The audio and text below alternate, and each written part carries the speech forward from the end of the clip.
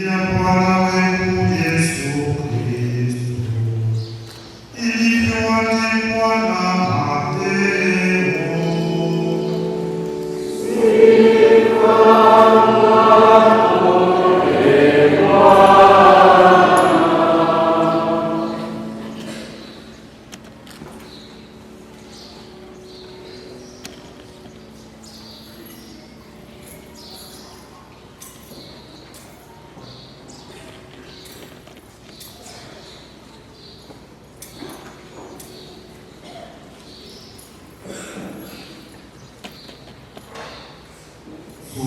Akafika katika mji wake, akawafundisha watu katika sinagogi lao, hata wakaona ajabu, wakasema, je, huyu amepata wapi hekima hii na nguvu ya kufanya muujiza?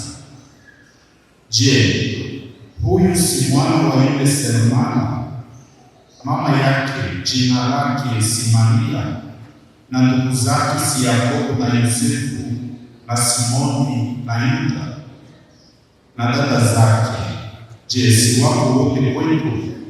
Basi hayo yote ameyapata wapi? Wakakosa imani kwake. Lakini Yesu akawaambia, nabii hakosi kuheshimiwa ila katika mji wake mwenyewe na katika nyumba yake. Wala hakufanya miujiza mingi hapo sababu ya ukosefu wao wa imani.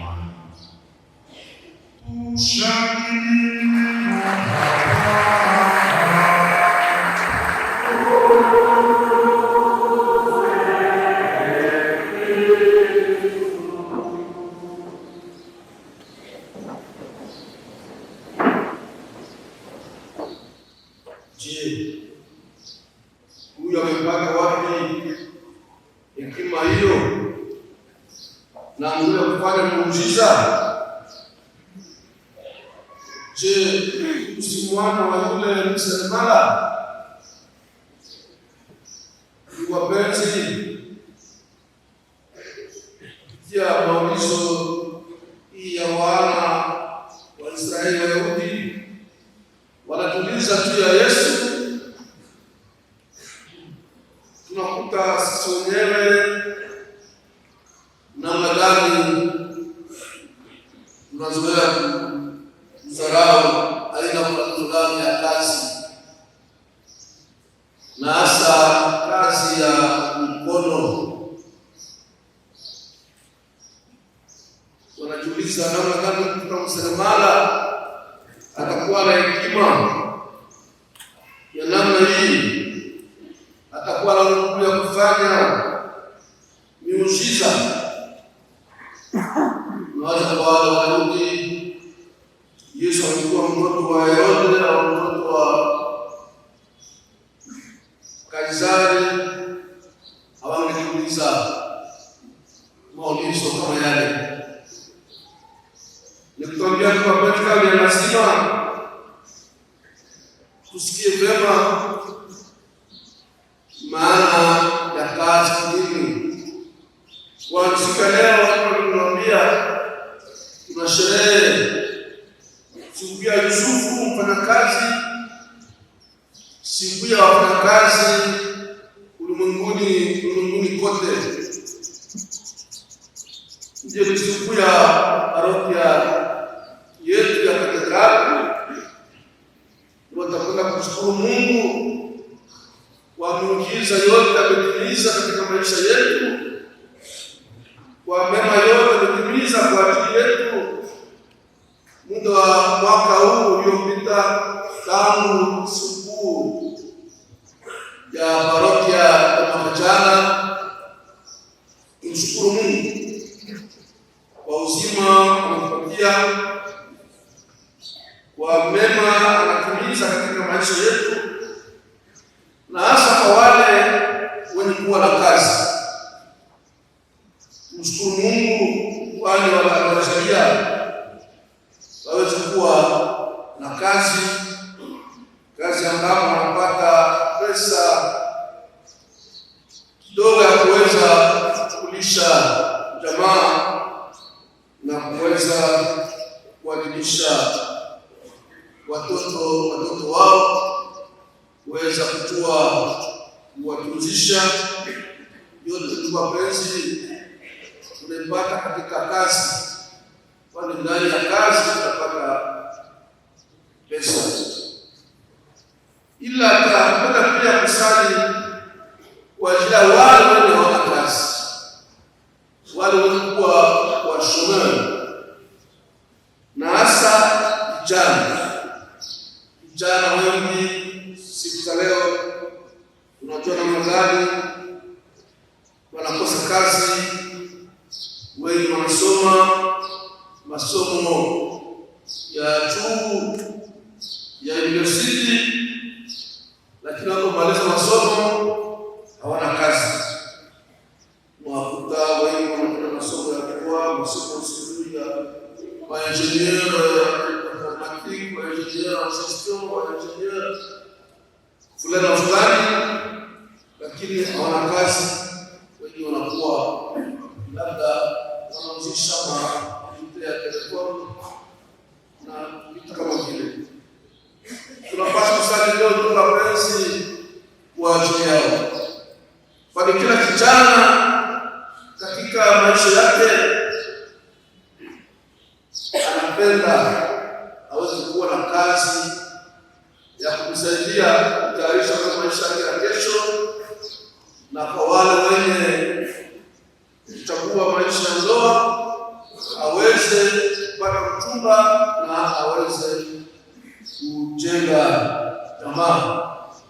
Bila kazi mapenzi yote ni nguvu sana. Ndio tunapenda kupitia mapenzi yake Yusufu kupata kazi, asaidie ndugu zetu katika nguvu wanafanya wenyewe, waweze pia siku moja kupata kazi ya kuweza kuwafurahisha. Ila ndugu wapenzi, kwa nini tunapaswa kufanya kazi? Ndio wengi wanasema kufanya kazi ni kuchokesha. Vijana wengi utawaona ni wavivu, anapenda kale pale anaangalia televisheni, anaangalia mafilamu kwa telefoni yake na afanye kitu. Tuna wengine wabibi anaikala tu kwa chokodoa, anachatia mamesha, anatia sisi vitu vingi, mafonde yote anatia bila kufanya kazi. Utachulisha huyu kijana maisha yake kwa namna gani? Atapata pesa namna gani? Huyu binti atapata pesa namna gani ya kuweza kuuza hiyo mamesha kwa anatafuta? Ndio mambo mapenzi lazima sana usikie maana ya kazi. Kazi ni mapenzi iliumbwa na Mungu. Mungu yeye pekee mfanya kazi. Mungu yeye pekee mfanya kazi ni mapenzi. Alitumika kuweza kuumba dunia. Alitumika muda wa siku 6, usiku na mchana, ili aweze kuumba dunia, mbingu na dunia, na kuumba watu. Ndio maana siku ya 7 aliweza kupumzika. Mungu yeye pekee ndiye mapenzi mfanya kazi. Mwana wake Yesu Kristo alipokuja alikuwa mfanya kazi. Mtoto wa Yusufu mseremala, msia ndani ya Injili. Kwa nini Mungu anapenda kazi kwa mapenzi? Tu kazi ya kwanza inapatia mtu heshima. Kazi yake kuja kupata pesa. Ni kwanza inapatia heshima.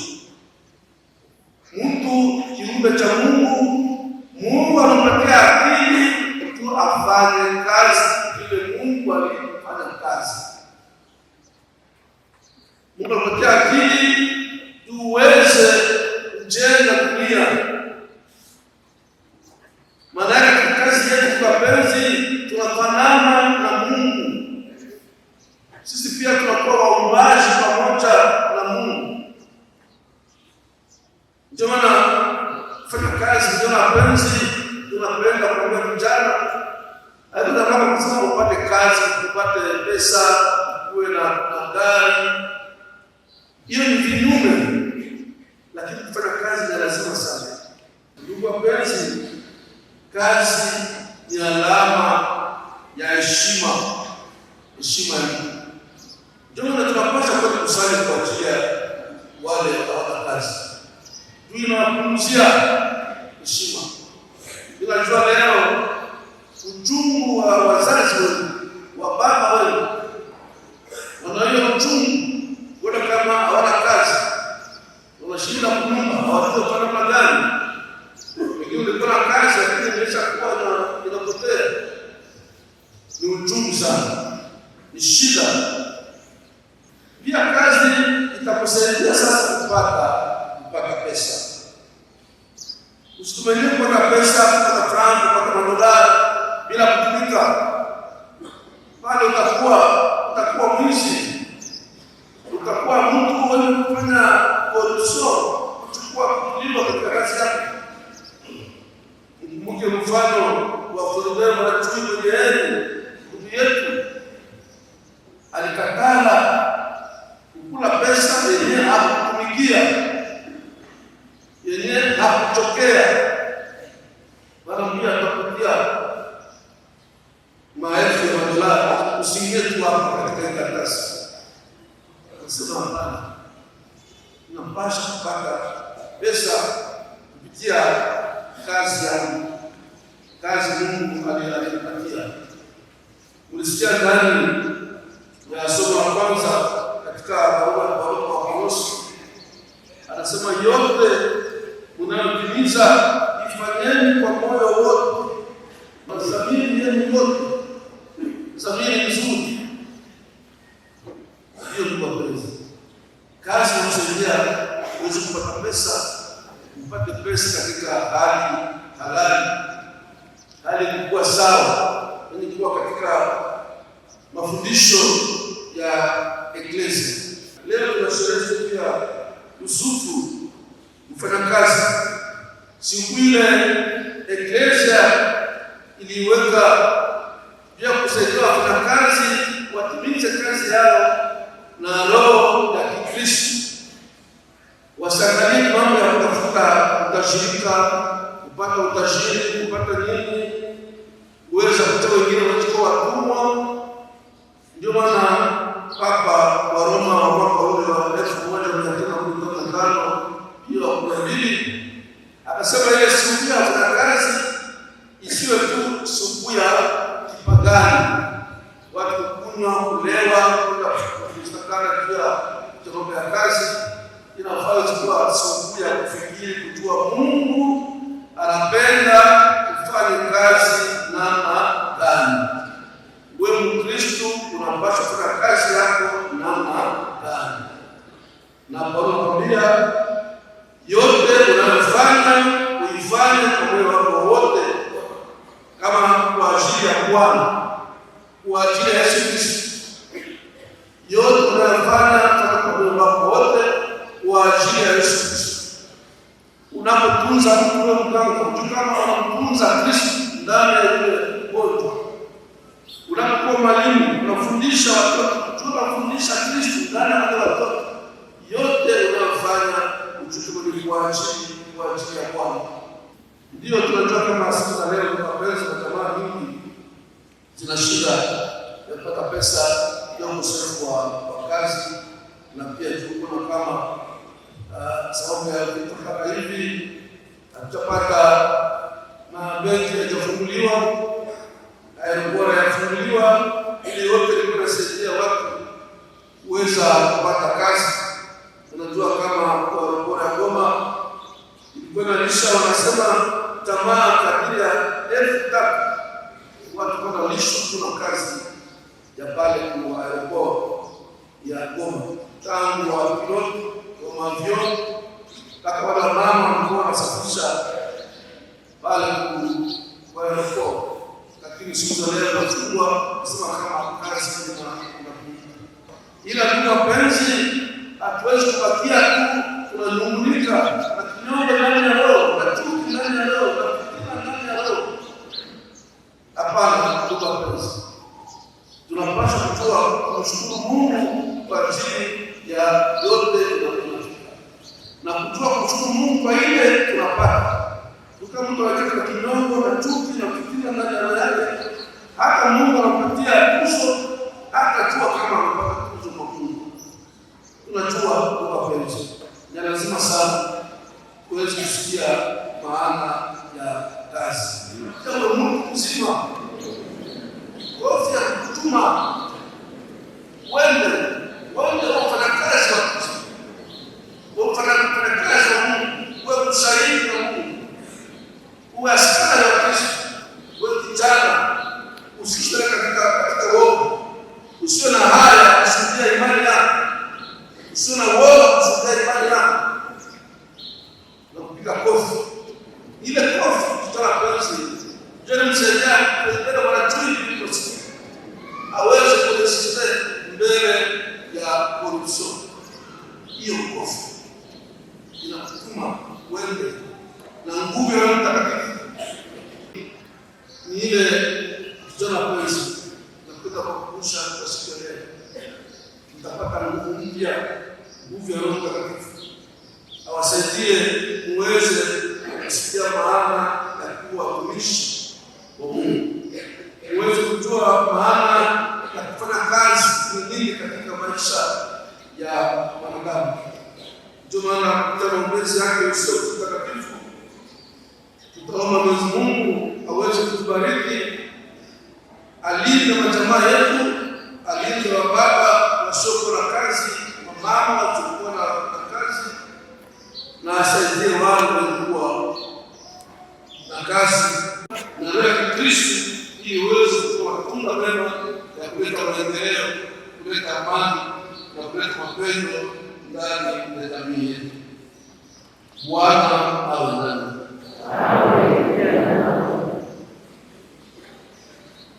Baba wa Bwana wetu Yesu Kristo, umewazaa wapya watumishi wako hawa kwa maji na kwa Roho Mtakatifu, ukawakomboa katika dhambi. Wewe ee Bwana, umtume ndani yao Roho Mtakatifu kuzazi, uwapatie hawa roho ya hekima na ufahamu, roho ya shauri na nguvu, roho ya elimu na ibada. Uwajalie hawa roho ya kutumikia kwa ajili ya Kristo Bwana wetu. Amen.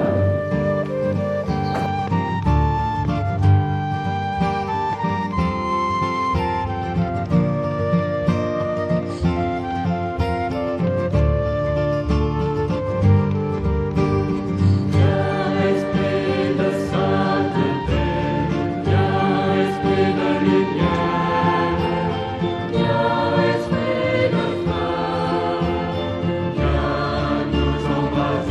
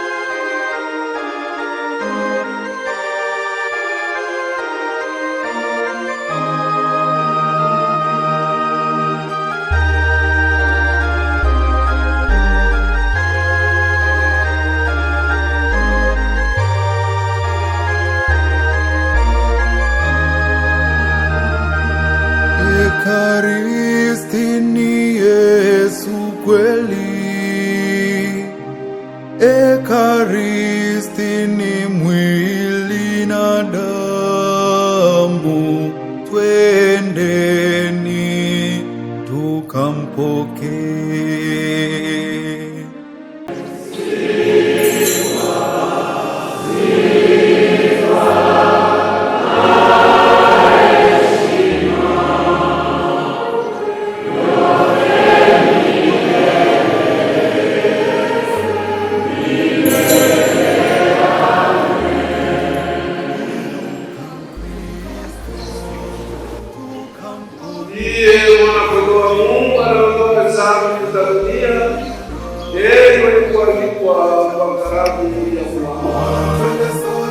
Ni mwili na damu ya Yesu.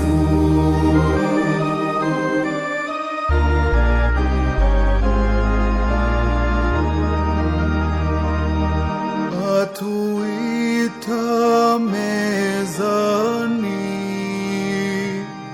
tukashiriki wenye moyo safi.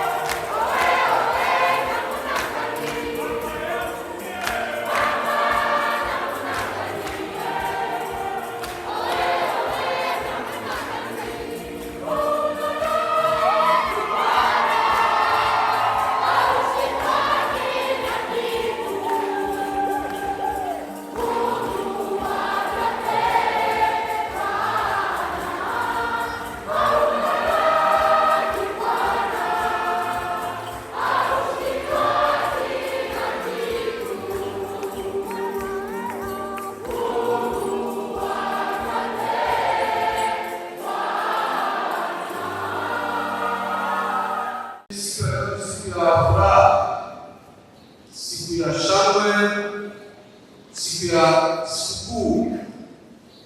Kumshukuru Mungu kwa ajili ya Yusufu mtakatifu, mfanyakazi aliye msimamizi na mwombezi wenu wa kila siku. Na tena zaidi ni furaha kwa watu kuona kama tunapokea leo wa konfirmati 385 kwenda kushikilia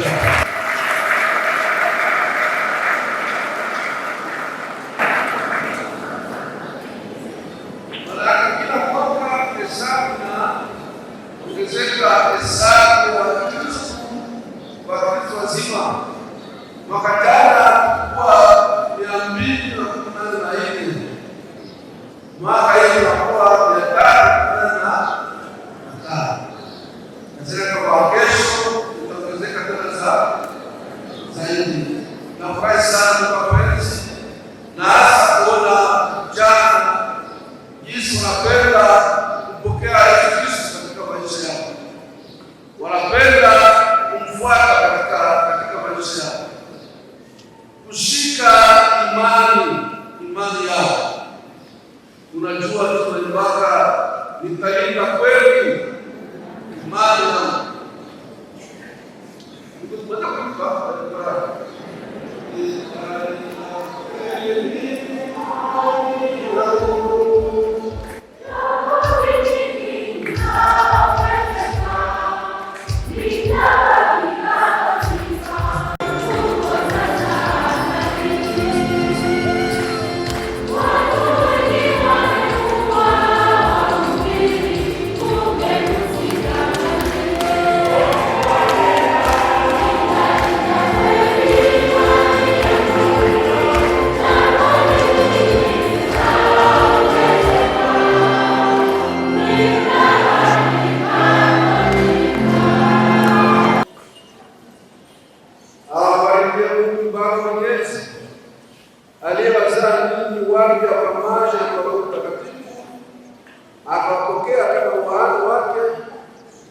mapendo yake awalinde safi.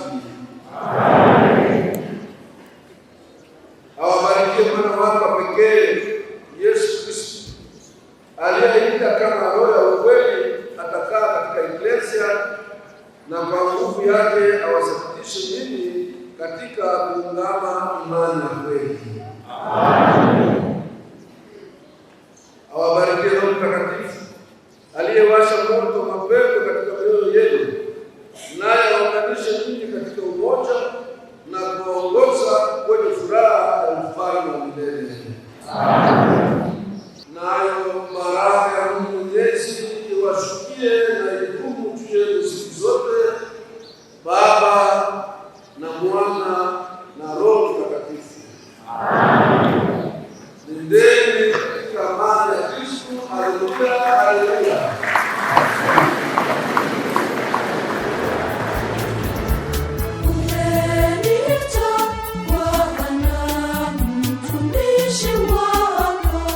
Nikaitende kazi yako shambani mwako. Umeniita Bwana mtumishi wako. Nikaitende kazi yako shambani mwako.